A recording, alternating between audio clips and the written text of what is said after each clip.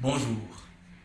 Aujourd'hui, une lecture rude, une lecture qui va faire mal.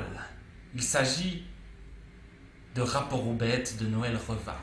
Noël Revat, auteur valaisanne, a publié aux éditions Gallimard ce livre en 2002. C'est son premier livre qui, miraculeusement, a été publié dans cette prestigieuse maison d'édition qui est Gallimard. Je ne suis pas du tout certain qu'aujourd'hui un tel livre soit encore publiable dans une telle maison d'édition, mais Rapport aux bêtes de Noël Revat est un livre qui frappe précisément là où ça fait mal, dans une langue qui est aussi douloureuse à entendre et peut-être douloureuse à dire.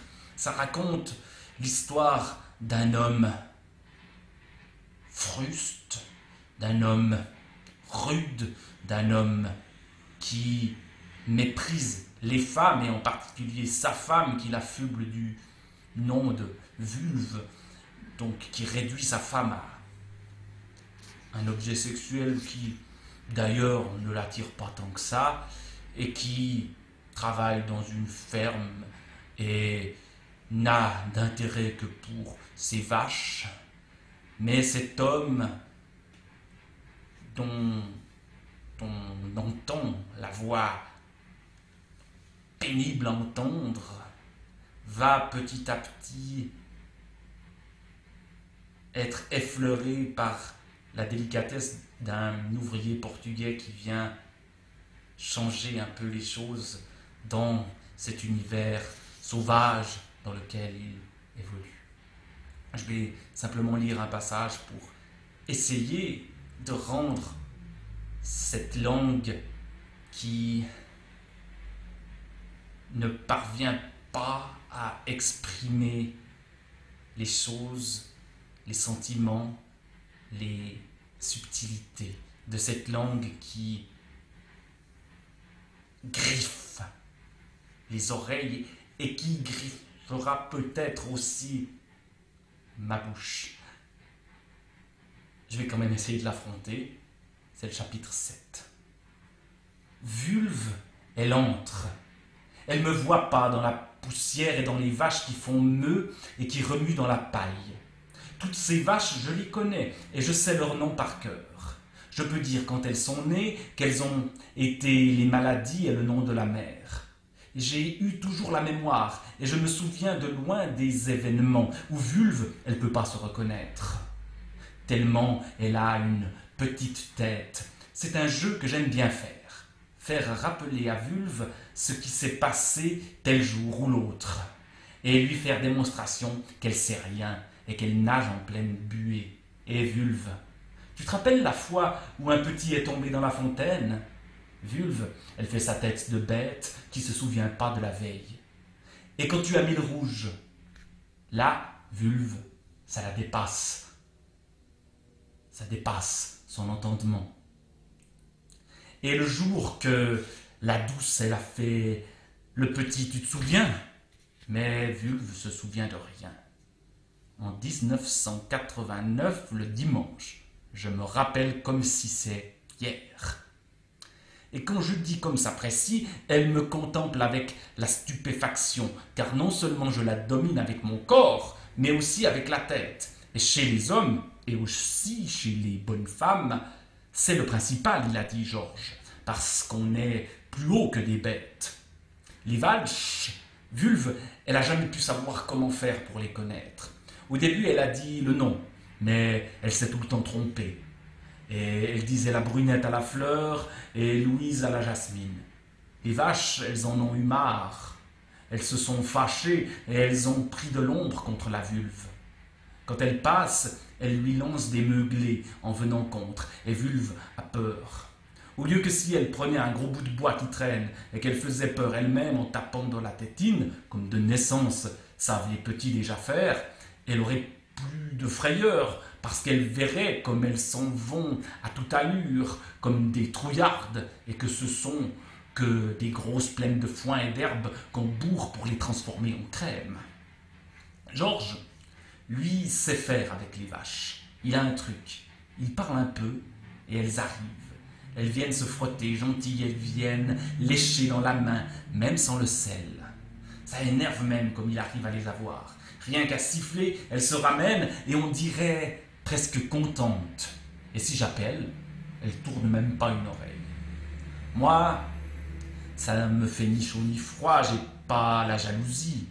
Je veux bien pas me faire de sang parce que Georges, c'est pas possible qu'il puisse d'un coup usurper une affection de plusieurs années de ferme. Elles sentent bien qui est le maître et qui le gros portugais. Et elles savent bien à qui elles doivent le toit et le foin couvert.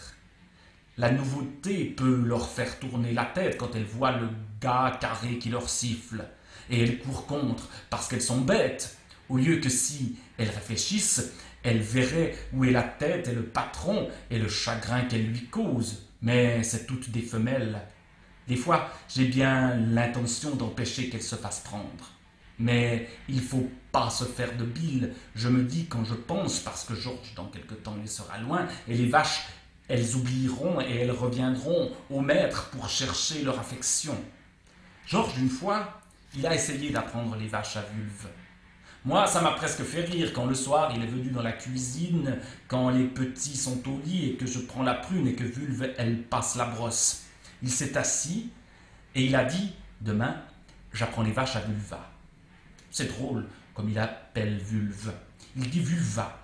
Et on se demande de quoi il parle. Et au début, on croit qu'il cause en portugais parce qu'il prononce d'une drôle de voix. Au début, j'ai essayé de lui faire pas dire le nom, j'ai trouvé que c'est grossier de dire son petit nom à la femme quand elle est celle du patron. Mais Georges a dit Madame Vulva, et Vulve, elle a fait signe que c'est pas une madame, c'est Vulve. Alors Georges, il a dit Vulva, Vulva, et Vulve, elle a dit que c'est joli. C'est drôle aussi d'entendre soudain parler Vulve, le drôle de son qu'on n'avait pas l'habitude. C'est comme une porte qu'on touche jamais, que d'un coup on ouvre, on avait oublié le bruit. Vulve, elle a une voix dégueulasse. Ça cuine, ça fait des aiguilles bizarres. Elle dirait le Notre Père qu'on croirait bien qu'elle dit merde. C'est une écorcheuse d'oreilles.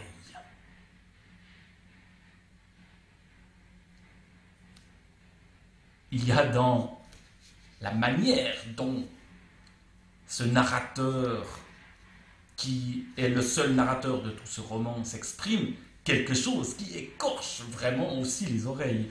Et c'est là aussi ce qui fait l'intérêt d'un tel livre, les fautes de français qu'il commet, les approximations qui font de cette langue quelque chose qui ne parvient pas à exprimer la langue comme échec.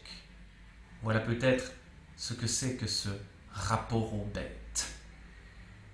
Un livre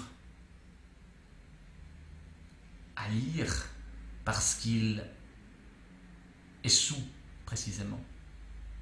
C'est quand la langue résiste, c'est quand la langue ne parvient pas totalement à s'accorder au monde qu'elle décrit, qu'il y a littérature, qu'il y a quelque chose qui vient